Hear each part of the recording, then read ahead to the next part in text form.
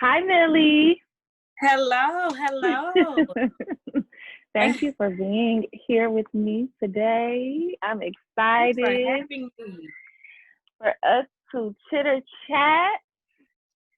And, Yes. I feel very blessed and privileged because I know all the amazing things that you've been working on and that you've done. And I've been blessed and privileged enough to celebrate many of those things with you.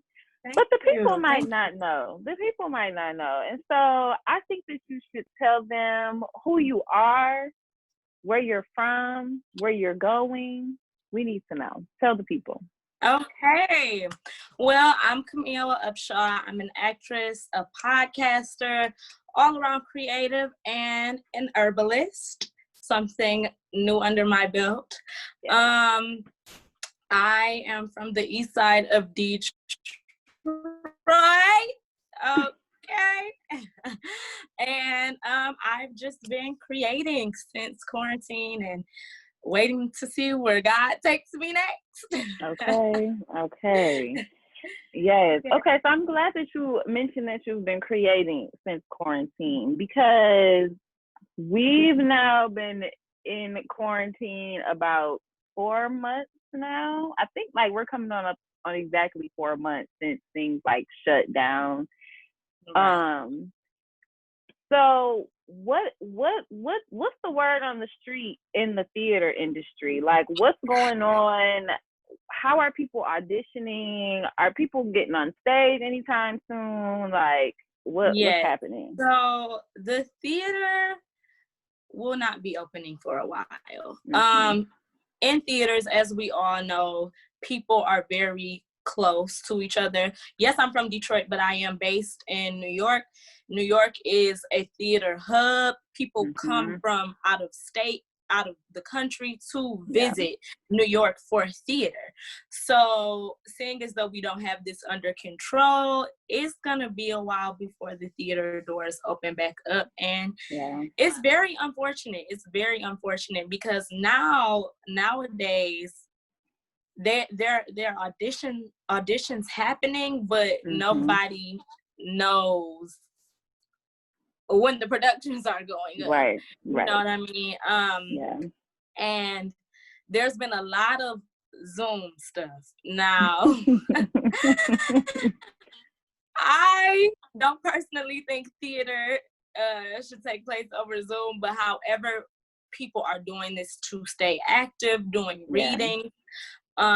My last reading that I just did was over Zoom. Honey, we were changing virtual backgrounds, scene to scene. So you had to be well versed. You had to be the Yeah. lighting designer, Right. the set designer, the actress, the Mm-hmm. actor. So Mm-hmm. um it's sad because also right before quarantine, I was scheduled to do a show, Mm-hmm. and it was disappointing at first, Yeah. but just to know like, okay, this is fine, it's put on hold, we don't want to risk anyone's well-being or their health just to do a show, you know. Yeah. So yeah, theater it's gonna be on hold for a while. And Yeah. yeah. I mean, I've talked about this with a couple of the other guests and just, in terms of the arts and being able to get on stage or in-person rehearsals and stuff like that, it's pretty much done, not even pretty much, it's done for the rest of the The year. year. Yes. Um and so, at this point I feel like my focus is 2021. And so like for one, we want to know like what creative projects have you been working on? And then also, what are some things that you think might, really be impactful within the arts post COVID? And I use that loosely because I feel like we'll just need to adapt to what's happening, and there really is no after COVID. It just be, what life is. But yeah, what do you think? So I've been working on a one-woman show for a few years now. I put it up in 2018. I did plan to put it up again this year. So that's not happening. So I'm just gonna keep fine-tuning it. I feel like this will give me enough time to fine-tune it and go over some things that I may have missed, or give me an opportunity to make it better. And I definitely want to put Passing Down up 2021. If you weren't there in 2018, you'll have a chance to see it next year. Yes. Things that I think will be impactful after this, well, there's so much that has changed in the theater. Oh my God. Just during this pandemic, like, and shining a light on the things that have gone wrong in the theater for so many years. And like this quarantine, this pandemic, and just everything that's happening with the Black Lives Matter movement, everything, it oh God, it's so much. So I definitely, there's a letter going around. There's a petition and a movement going within the theater, and it's basically calling out white American theater and how they've been dealing with Black people in the industry. So I feel like that letter and those statements within themselves will make a huge impact. When we go back to the theater, we are not expecting the same things. We are demanding different things. As people of color, we are demanding things as just artists, period, and what we deserve. And so I just think it's not even enough now to say, oh, diversity in the theater. Like, that's not even enough anymore. So what needs to be done and what will be impactful is when we see more of us, not just on the stage, but designing the wigs, helping out with props, lighting Black folks. Lighting Black folks is a special thing. So when we see more people in those positions and just in higher positions, period, when it comes to the theater, when you see more Black casting directors, things of that, because I know they exist. they're not they're not like non-existent. I think there's those things will be impactful once we come back. Definitely. I also, for me, I personally think having a therapist on hand during rehearsals, depending on the show, but also even if it's not a show that's not as heavy, like when you immerse yourself in just different characters, period, whether it's a traumatic role or not, but just the amount of physical, the emotional work that you take on playing somebody else, I think having a therapist on hand for rehearsals, I think that will be very impactful. And just to talk to someone about how the process is going, or if you feel like you aren't being treated a certain way, that could be talked about, and maybe it could be brought to light earlier. But like I said, those things, I feel like the game is about to change within the theater anyway. And that We See You white American theater, that whole movement, I definitely think it's going to make a whole big impact in the theater. So I'm glad you brought that up too, because I've been talking about that as well. Like during this time, you know, so many things have gotten unpacked, so many layers of racism and homophobia, sexism, and so many things have just, you know, every industry, I feel like there's a light being shown, you know, like everything is being unpacked because people simply have the time to, you know, be like, actually this happened and I'm calling it out because it was wrong, you know. So yeah, I agree. I definitely could see, you know, these theaters and big art organizations reshaping their systems and reshaping how they hire people, reshaping how they cast people. And I can also see, I also feel like there's an uprising for artists of color. Like, you know, if you're not going to do this, then we will create elsewhere. You know what I mean? We will produce our art elsewhere because there's really no need to, like, we're not going to beg these organizations and theaters to, to let us use our voices, create our art, and not be, in these oppressive situations. Exactly.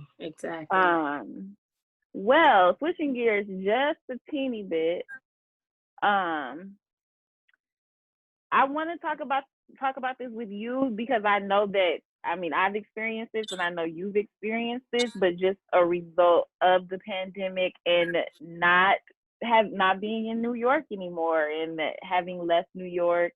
And what was that like for you? Because we've kind of, we've been on this journey together over the last 4 months, and I feel like a lot of people have experienced that more than I realized, honestly. Like, I felt crazy, having to just up and come home with 2 weeks worth of clothes, but was here for much longer than that.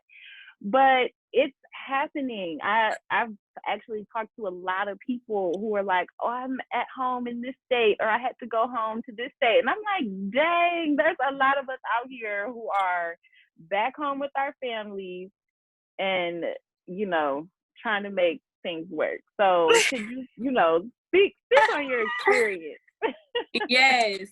And please forgive my dog if you can hear it.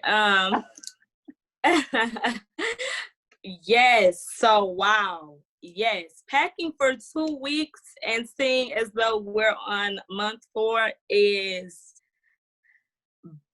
bonkers. Just because this was not the plan. Expected, planned, anything. So this is how my life went. I was doing a show in Florida, getting off stage, to get a message that I booked the other show. So I booked The Bluest Eye, the last performance of Skeleton Crew. So I'm like, okay, yeah, I'm going to be in New York for a little while. And then I'm going to go do The Bluest Eye. Yeah, Toni Morrison. Yeah. I get to honor the her. Girls had plans. I had plans. Okay, so Florida, went on vacation, boom. Was only in New York for about 2 weeks before I had to dip. And I'm like, okay, things are not feeling good in my spirit about this, because usually New York is hit the hardest by these worldly things. Right. And I'm like, okay, well, let's get out of here. Okay, I'm like, yeah, 2 weeks, sure.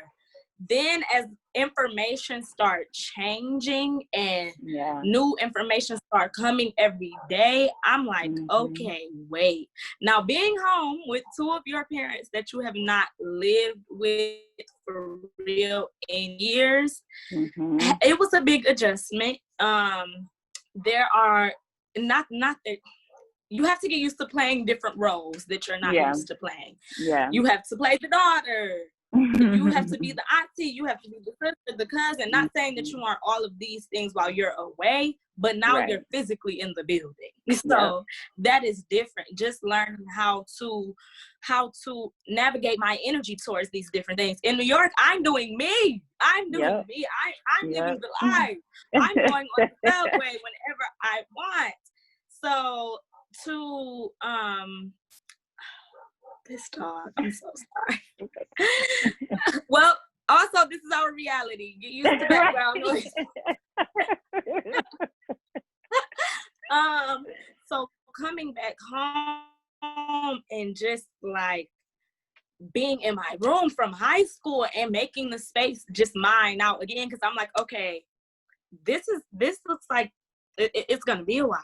It's gonna be a while. So like just creating the space. Like if you know me, like I love plants. I took my plant from New York and squished it in the overhead bin just so I could bring it back. Like that's a piece of me that's mine. Like so here in Detroit, and the crazy thing is that the New York landlords, honey, they like to play games.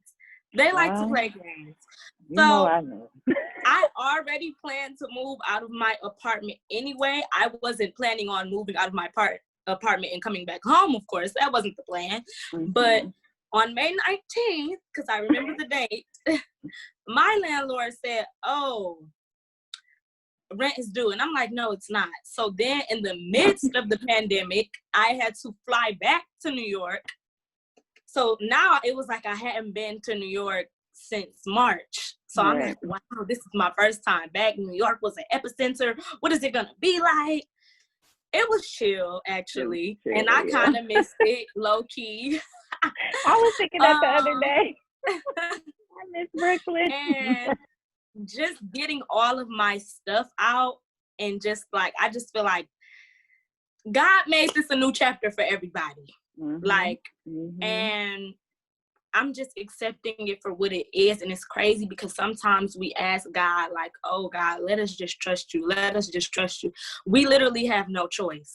Yep. If that was one of your things, like, oh, I need to trust God, like, literally now you have no choice. God will have you in a very trusting situation, okay? And that's the key.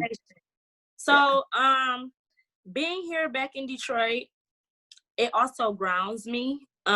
It also reminds me of why I went away and motivates me to go even harder, like just to see the things around me, to see the children around me, and just wanting to inspire them as well. So it's been a journey. I am trusting the Lord, honey. I'm done worrying.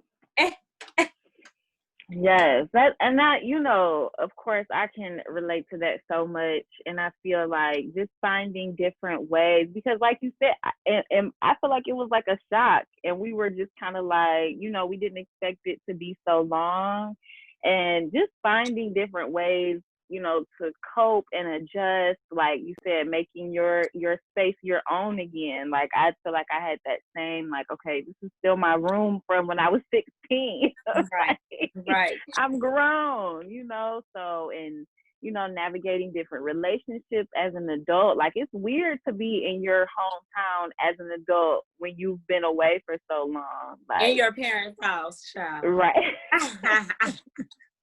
It's very weird, but, you know, I feel like people are using those challenges, especially as artists, using those challenges of dealing with, for one, not being as active, not being immersed in our artistic communities as much. Like, I was thinking a couple of weeks ago, like, dang, where are all my dancer friends? You know, like the people that I would run into in New York in the different circles, just because that's where everybody was. So, right. But I really feel like people are using those challenges and obstacles, you know, in their work. And I feel like, you know, when stuff does start getting back on stage, a lot of it will be directly related to what has come up during this time, you know? Yep, absolutely. Yeah. Absolutely. Yeah. It'll definitely be topical when we come back. The topics will be booming. Yeah. And honestly, I'm excited about it. And I'm very hopeful. This has been hard navigating through all of this, but I'm excited about what's to come. I'm excited to do the work that I was looking forward to. I am excited to doing new work. I am excited to do my own work. Yeah. So yeah.